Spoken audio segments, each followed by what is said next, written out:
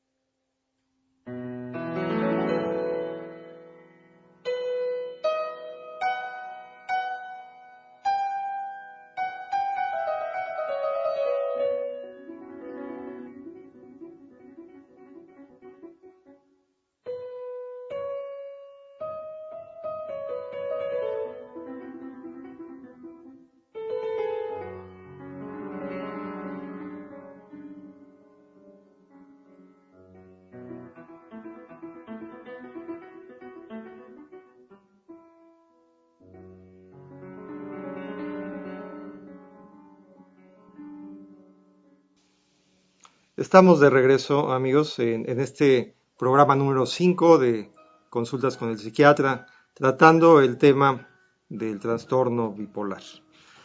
Comentábamos hace unos momentos acerca de que comentamos y vimos en el programa anterior los aspectos generales y específicos del trastorno bipolar. Tuvimos también una entrevista con una paciente, Araceli, que nos hizo favor de dar su testimonio y la evolución afortunadamente muy favorable que ha tenido ella en su caso personal. Quisiera entonces ahora presentar, antes de seguir con el tema y darles algunos aspectos importantes en el tratamiento de la enfermedad, algún caso clínico, alguno de los casos clínicos que he estado o estoy tratando desde hace tiempo, y que afortunadamente cuando se hace el diagnóstico y el tratamiento de manera oportuna, la evolución por supuesto siempre, como pues en casi todas las enfermedades, es mucho más favorable. Este es el caso de una pacientita, de una chica de 24 años que padece esta enfermedad a partir de los 18 años. Ella empezó, efectivamente, como sucede en muchos casos,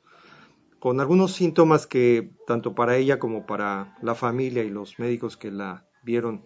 durante 4 años, muy difícil de identificar, ya que aparentaba tener depresiones. De hecho tenía cuadros depresivos,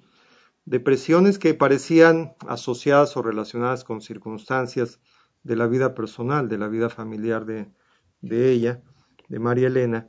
y que, bueno, la hicieron buscar ayuda, en principio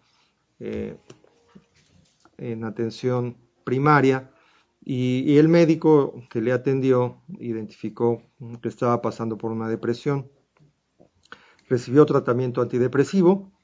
se observó mejoría inicial durante las primeras semanas, los primeros meses, estuvo bien, mejorando de acuerdo a la evolución que tenía de tristeza, de desinterés, apatía, llanto, dificultad para hacer las cosas, fatiga, trastornos en el sueño. Sin embargo, después de 6 meses, entre 6 meses a un año de buena evolución con los antidepresivos, apareció lo que no es raro que ocurra cuando hay de fondo una enfermedad bipolar. Empezó a variar, irse al otro extremo, como dicen, al punto de empezar a estar con euforia, con inquietud,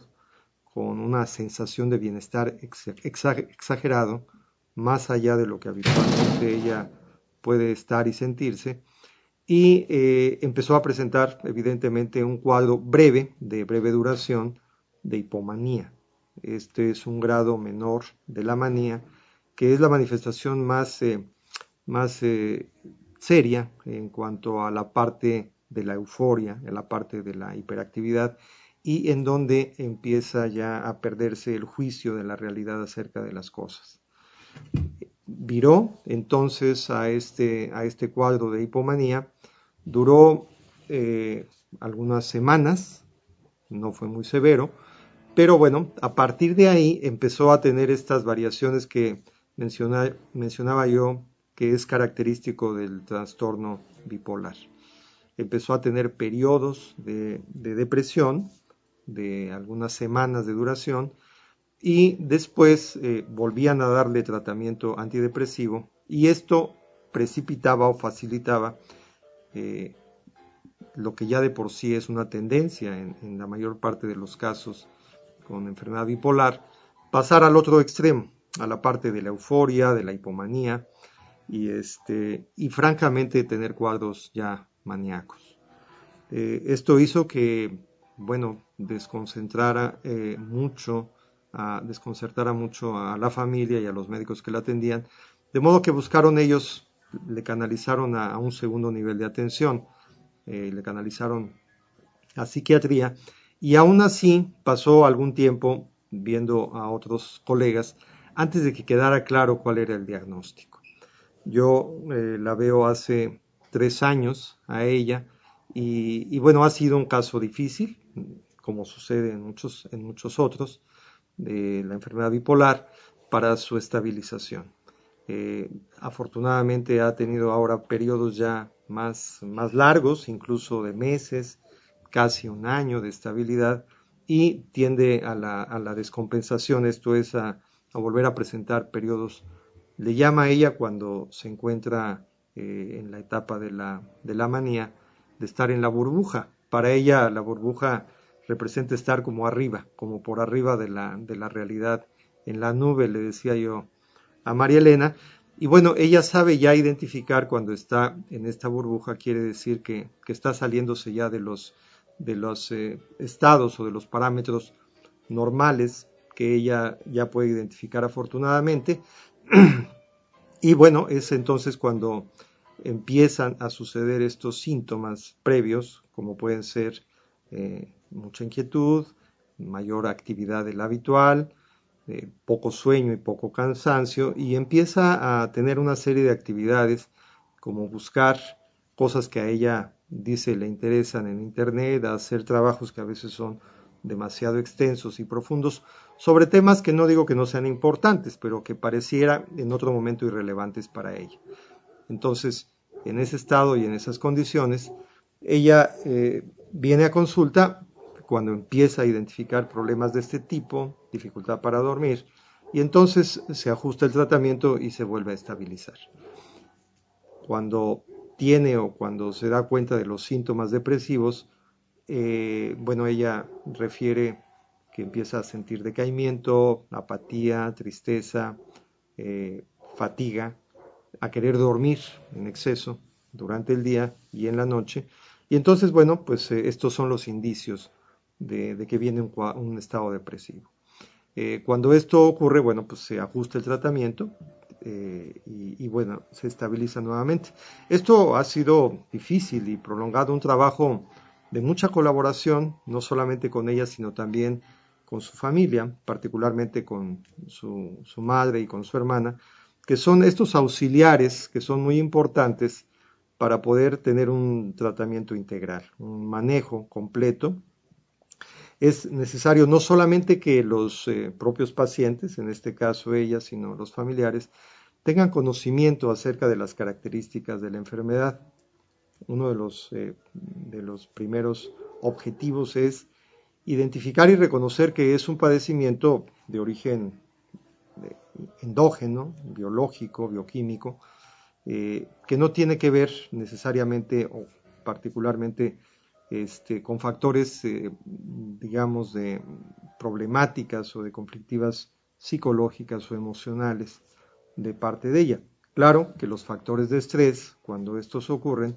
son situaciones que pueden ser, como dicen, como la gota que derrama el vaso y puede precipitar una crisis, ya sea depresiva o de manía. Pero ocurre también que la familia y juega un papel y un rol muy importante, dado que los propios pacientes, María Elena es un caso, es una persona que realmente ella sí ya con el tiempo ha identificado cuándo puede estar o empezar a descompensarse y ella busca ayuda, pero también la familia es un referente que observa y ya puede actuar de una manera directa con ella misma, con el médico que la trata, en este caso conmigo, para poder hacer un equipo de colaboradores, digamos, acerca de la evolución de la paciente. Ellos, por ejemplo, se ponen en contacto también conmigo cuando ven que María Elena empieza a perder un poco el juicio, esta capacidad que tiene habitual de hacer las cosas de manera pues objetiva, de manera realista, y que empieza a lo mejor a comprar cosas de más, a estar más irritable o de mal carácter, que no es cosa habitual en ella, a dormir poco o a utilizar demasiado en exceso algunas fuentes de información, como estar horas y horas en la computadora, etc. Entonces, esta educación o psicoeducación, que es un aspecto muy importante del tratamiento y que forma parte integral del mismo, nos ayuda mucho a quienes tratamos a este tipo de pacientes a no estar solamente con la interpretación que nosotros podemos hacer como clínicos, como especialistas en la sintomatología y en la evolución de los pacientes, y en la del propio paciente, que bueno, pues es siempre obviamente un referente fundamental, sino también en su entorno, en lo que la familia observa. La familia tiene que tener información acerca del tipo de tratamiento, de los horarios que tiene que llevar el paciente para tomar su medicación, que es muy importante, de los efectos secundarios que puedan presentarse para preverlos y remediarlos en su caso, y también pues para colaborar con la paciente a que pueda reintegrarse eh, de una manera progresiva a las actividades previas que tenía. En el caso de esta paciente, pues a las actividades escolares, todavía ella está estudiando o bien a trabajar cuando tiene oportunidad de hacerlo. Este es un caso clínico que ha tenido buena evolución, el caso de María Elena, en donde se han utilizado una combinación de medicamentos que son específicos o que actúan de manera muy específica en la enfermedad bipolar. Este tratamiento médico fundamentalmente y con el complemento terapéutico y de psicoeducación hace una totalidad, hace una forma integral de abordar el tratamiento. En el caso de María Elena no ha sido fácil, decía yo, pero se ha estabilizado bien con el tratamiento con un neuroléptico, medicamento que se utiliza en trastornos psicóticos, pero que resulta de alta efectividad también en la enfermedad bipolar en muchos de los casos, y con los llamados estabilizadores. Estos estabilizadores del estado de ánimo son fundamentales porque no solamente son útiles en el estado o en la situación de crisis de los pacientes, sino también previenen o resultan preventivos en la aparición de la intensidad y de la duración de las crisis, que son, repito, una tendencia natural de la enfermedad a estar recayendo, a estar desajustándose este sistema biológico, bioquímico de los neurotransmisores. Entonces, en el caso de ella, pues ha tenido una excelente respuesta con el valproato de magnesio, que es un medicamento que originalmente se utilizó y se desarrolló para el tratamiento de la epilepsia o de los trastornos convulsivos, pero que con el paso de los años se observó que tenía una alta efectividad en esta enfermedad. También se le ha agregado otro estabilizador clásico en la enfermedad bipolar, que es el primero que se utilizó, que es el litio, el carbonato de litio. Este medicamento tiene la particularidad de ser uno de los más efectivos para el tratamiento y la prevención, digamos, de las recaídas. Hay pacientes, por cierto, o personas que no necesariamente teniendo un problema de bipolaridad han caído en la creencia, esta como idea popular o que se ha divulgado, de que tienen bajo el litio y de que se realizan exámenes de los niveles de litio y resultan bajos, y no es raro que acudan con los psiquiatras preocupados pensando que puedan tener este padecimiento porque tienen el litio bajo o que tienen un estado depresivo por el litio bajo. Esto es un mito y una falsa creencia, dado que los niveles de litio que aparecen habitualmente en un examen clínico de laboratorio son los normales, los niveles que normalmente tenemos, 0.2, 0.3 mil equivalentes,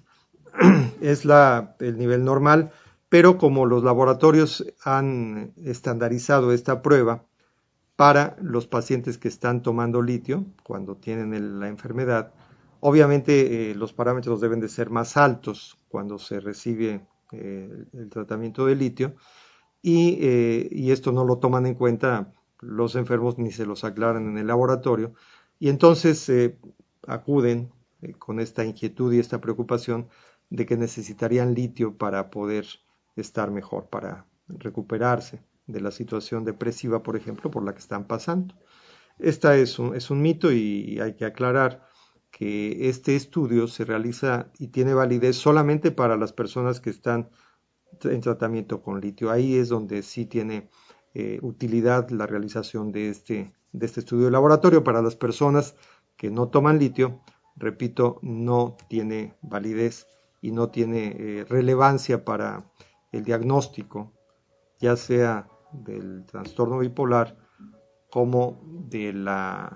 tratamiento o del diagnóstico de la depresión. Tendríamos que mencionar también que otros aspectos importantes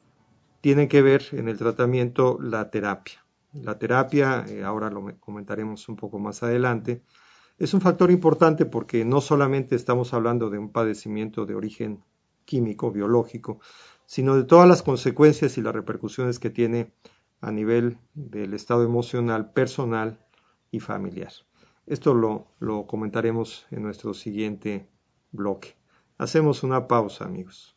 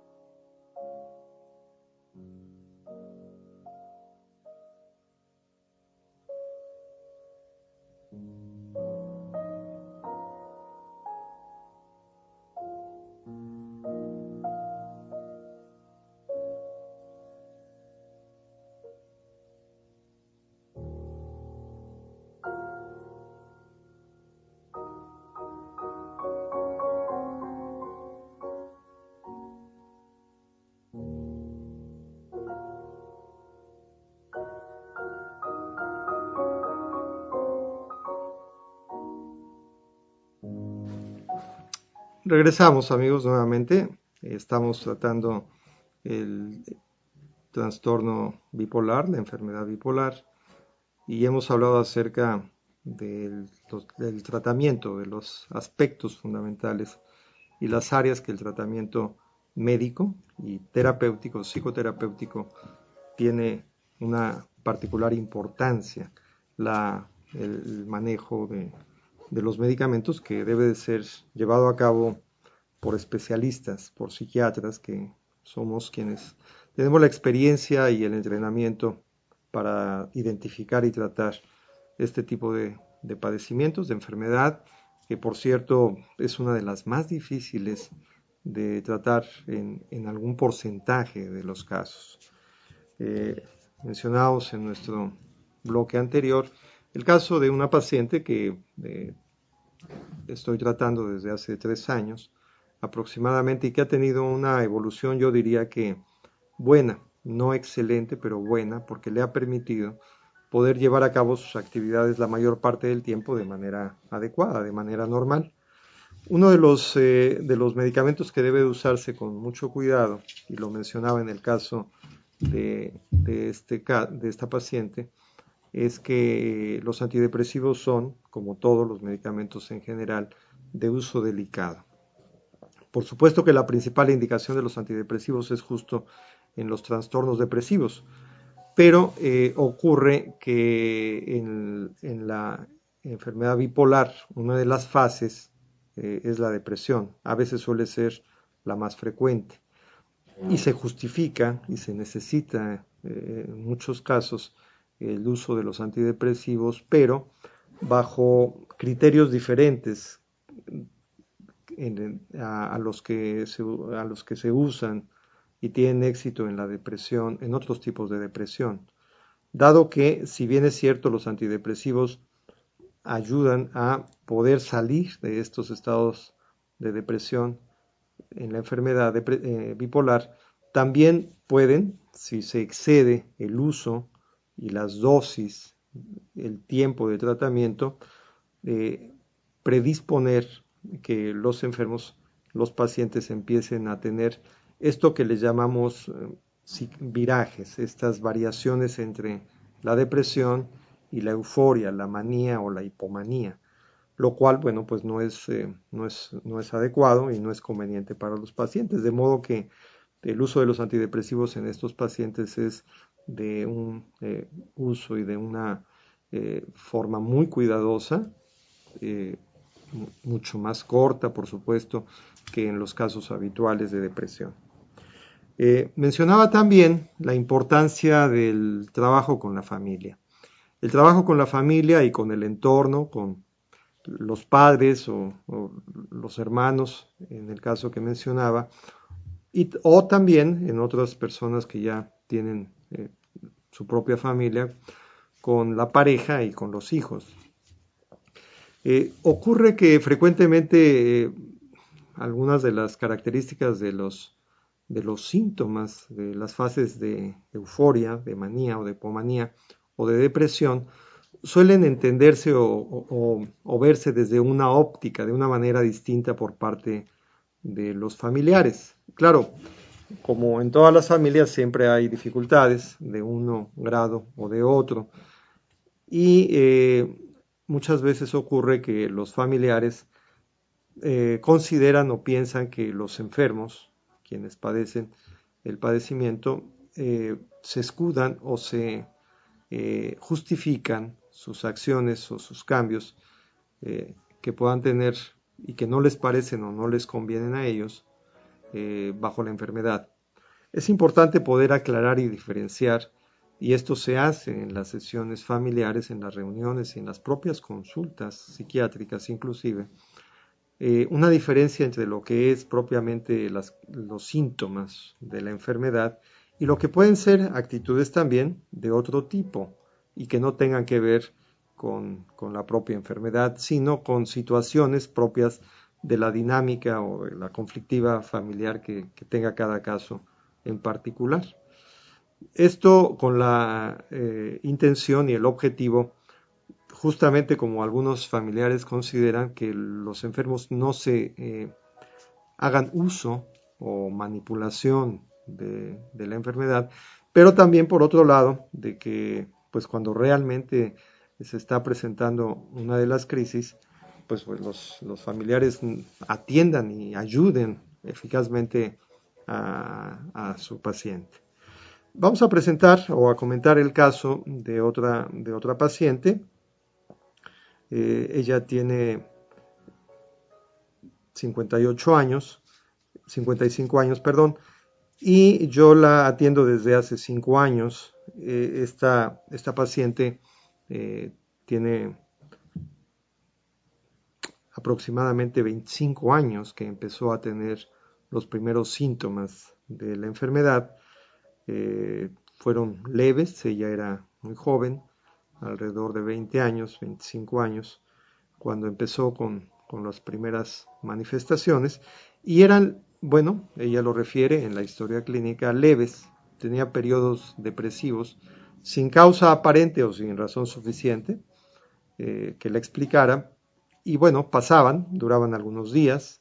y volvía a sentirse bien. Después tenía algunos periodos en los cuales estaba como más activa o muy activa, inquieta, hacía muchas cosas, se sentía incluso más feliz o más contenta de lo habitual. Y bueno, estos periodos fueron más o menos pasando desapercibidos, digamos, para ella y para la propia familia. que son ya las primeras manifestaciones de la enfermedad, y es hasta aproximadamente alrededor de los 40 años, cuando tiene ya una crisis severa, una crisis realmente grave de tipo maníaco, con una euforia desbordada, con mucha inquietud, con ideas de grandeza, de megalomanía, y a tener una falta de control de su vida propiamente. Esto fue lo que generó en esa ocasión, pues el que empezara yo a atenderla. Se le diagnosticó un trastorno bipolar tipo 1, y a partir de ahí ha tenido un tratamiento exclusivamente con litio, y con el carbonato de litio se ha observado y se ha tenido una respuesta muy favorable, de modo que a lo largo de los más de 10, 14 años aproximadamente que tiene de tratamiento, han sido escasas y leves las ocasiones en las que ha tenido crisis o pródromos de crisis, tanto de depresión como de manía, de euforia. Esta ha sido un caso muy favorable. La paciente ha podido llevar a cabo sus actividades normales, trabaja de manera adecuada, y bueno, pues es una persona que, si ustedes la vieran, pues no refleja en absoluto ninguna manifestación de enfermedad. Es un caso en donde ella ha tenido un buen apego y buena constancia al tratamiento, y eso ha sido muy favorable para su evolución. Tenemos entonces este caso muy exitoso, y en nuestro siguiente bloque podemos hacer los comentarios finales acerca de las medidas que eh, debemos de tener en cuenta, de los puntos fundamentales acerca de la enfermedad bipolar. Quiero hacer un llamado para que puedan seguir enviando sus preguntas al programa e irlas contestando en las siguientes ocasiones. Volvemos en un momento, amigos.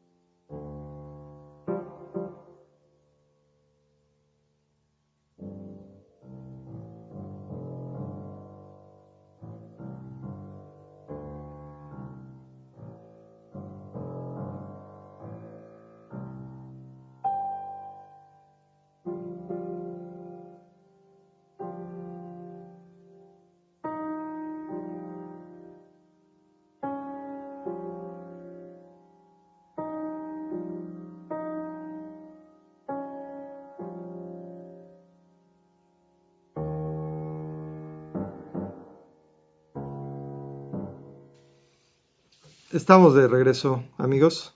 en nuestra última parte del segundo programa del trastorno bipolar, en su programa Consultas con el Psiquiatra del canal Lucero del Mediodía Online. Quisiera en esta última parte hacer algunas conclusiones y presentar un último caso clínico de manera breve, considerando que las consecuencias de la enfermedad, cuando no se trata o cuando pasan años con tratamientos que no son los más convenientes, las consecuencias y los efectos que esto tiene en la vida, en los aspectos de la vida laboral, económica, familiar, social, incluso de los pacientes y de las familias. Por supuesto que cuando hay una discapacidad, porque esto ocurre cuando los tratamientos no tienen la eficacia adecuada o no se ha diagnosticado el padecimiento, periodos incluso de meses en donde, en el caso, por ejemplo, de la depresión, los pacientes no se recuperan, se aíslan, se retraen, se encierran, dejan de ir a sus actividades habituales, laborales, escolares, y esto pues directamente repercute pues en la productividad y en la economía o en el estudio de quienes padecen la enfermedad. Estas consecuencias, sobre todo cuando son cíclicas, repetitivas, de casos en los cuales a veces cada 6 meses o incluso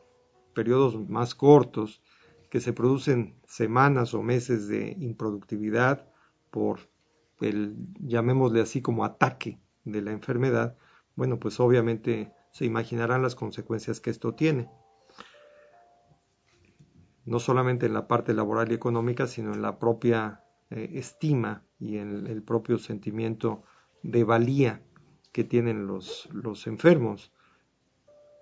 Se frecuentemente sienten frustrados y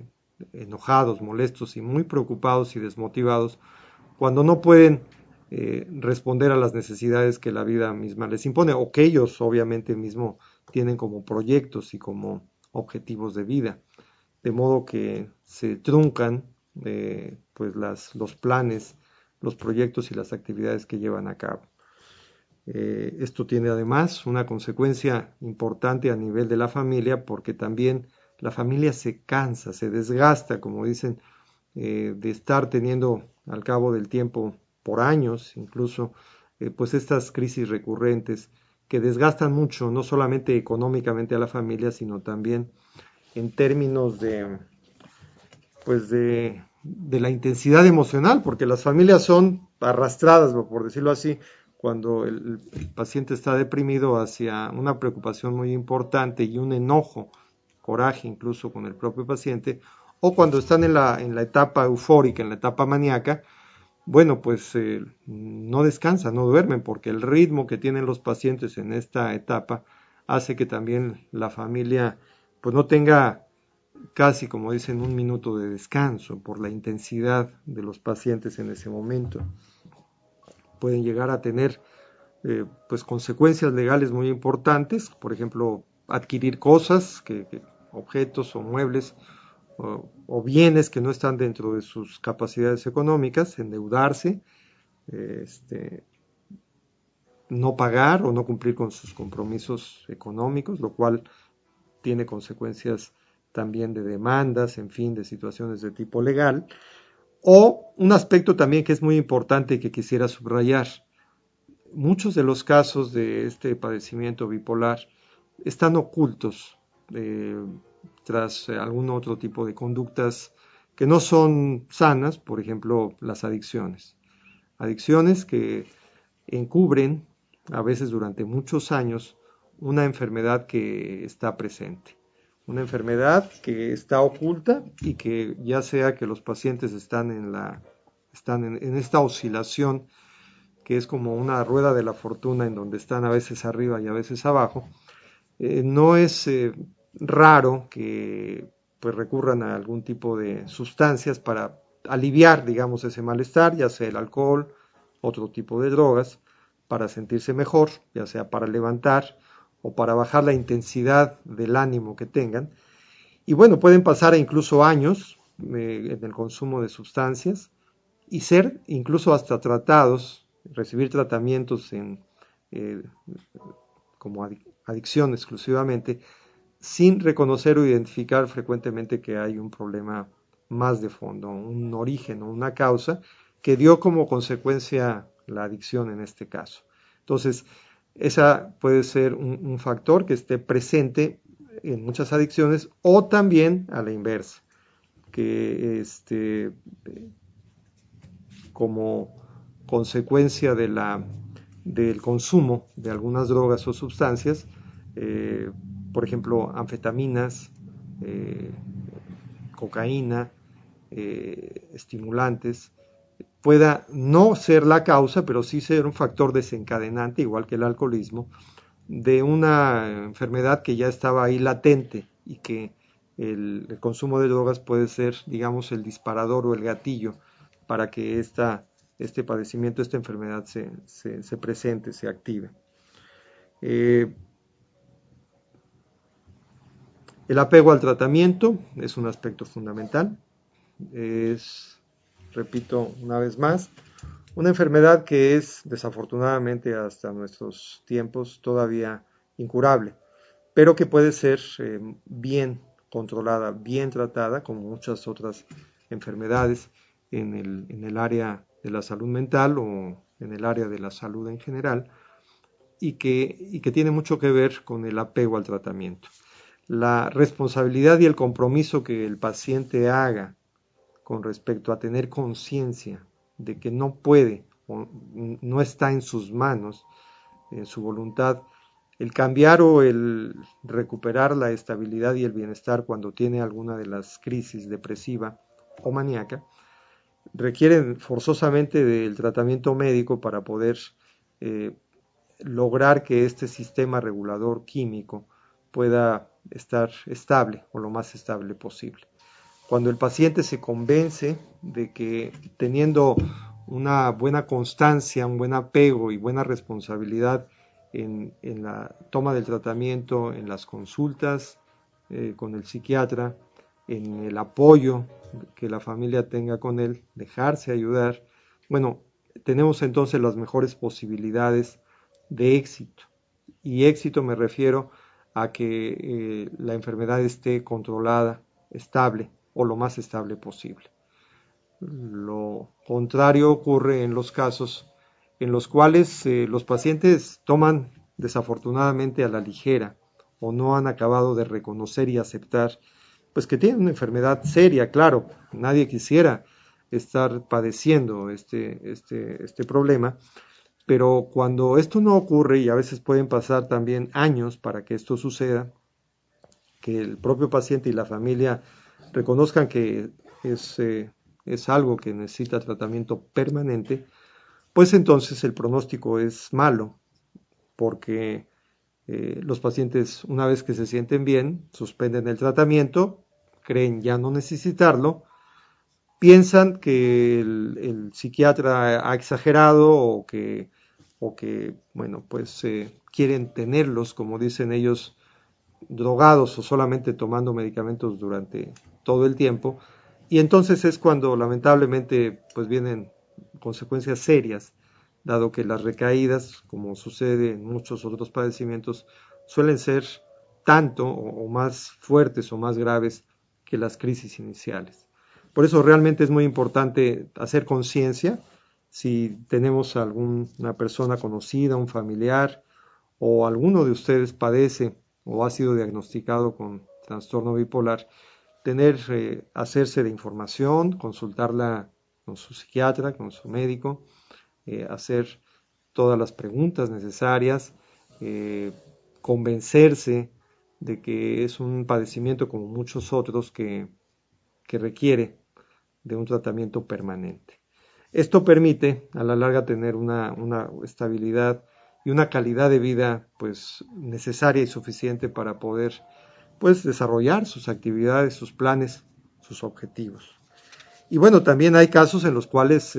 debemos de reconocer los psiquiatras en donde es difícil el control,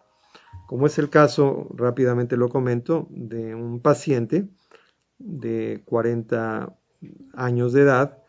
que tiene aproximadamente 15 años que desarrolló la enfermedad o se presentó en él y que ha sido un caso difícil. Claro, su vida también ha sido complicada, con altibajos, pero ciertamente en el caso de él la tendencia a las recaídas ha sido más frecuente de lo habitual. Él es una persona que trabaja, es responsable, es un profesionista, pero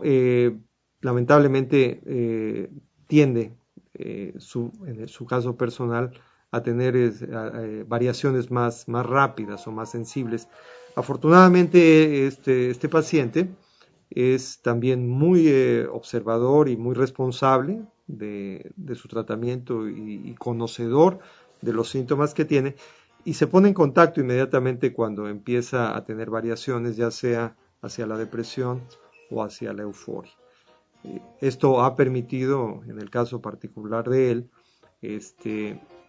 pues poder llevar un control más adecuado. Ciertamente, si no tuviera el tratamiento, seguramente las crisis y la duración de las mismas sería mucho, mucho más larga y más complicada. Sin embargo, ha podido, a pesar de todo, pues ser productivo, mantenerse en su trabajo, tener y mantener relaciones sociales, familiares, pues adecuadas. Y bueno, pero es un caso complicado. No todos son tan sencillos. Habría que decir que uno de los factores principales para que el diagnóstico y el tratamiento resulten favorables o con el mejor pronóstico es que sean oportunos, que en cuanto empiece a tenerse los primeros síntomas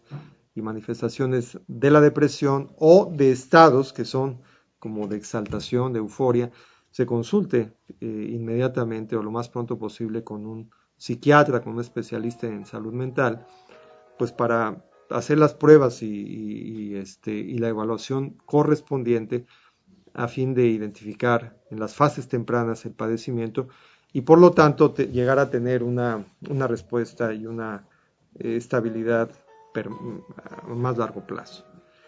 Estos serían, amigos, los aspectos fundamentales que quería yo en estos dos programas hacerles llegar a fin de que puedan ustedes tener información pues directa, tanto de testimonios como de profesionales en la psiquiatría. Y bueno, pues repito, las preguntas y los comentarios que ustedes nos hagan llegar serán de mucha utilidad y los iremos contestando en los siguientes programas. Les esperamos en la próxima. Hasta luego. Muchas gracias.